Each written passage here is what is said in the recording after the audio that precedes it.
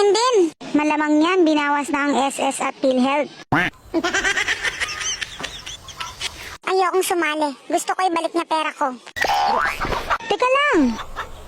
Para sa kapakanan mo yan. Ang laki ng kaltas, walang natira. Ano kakainin ko? Hangin? Napakakitid ng utak mo. Hindi ka yayaman yan.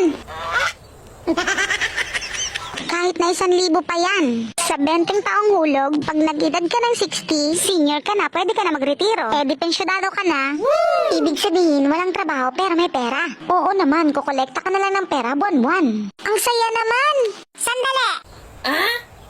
Sabihin natin 1,500 kada buwan, edi 18,000 sa isang taon. 360,000 sa 20 years. Pag senior ka palang tatanggap ng 1,000 kada buwan. 30 years pa bago ako makabawi. Ibig sabihin, kailangan umabot ako ng 85. Eh kung maaga akong namatay, edi nalugi ako. Ano pa? Kaya huwag kang mamamatay, hintayin mong umabot ka ng 85. Pagkatapos nun, puro kita na yan. Kung ganun, kapag matagal akong nabuhay, mas maraming makukuha. Mas matagal, mas marami. Tama. Paano kung hindi ako mabuhay ng ganong katagal? Ito ang tandaan nyo, ha?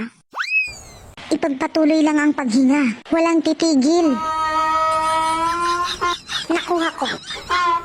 Naabot ako ng 100. Ako naman, naabot ng 500. O ano? Pumapayag na ba kayo? Sige!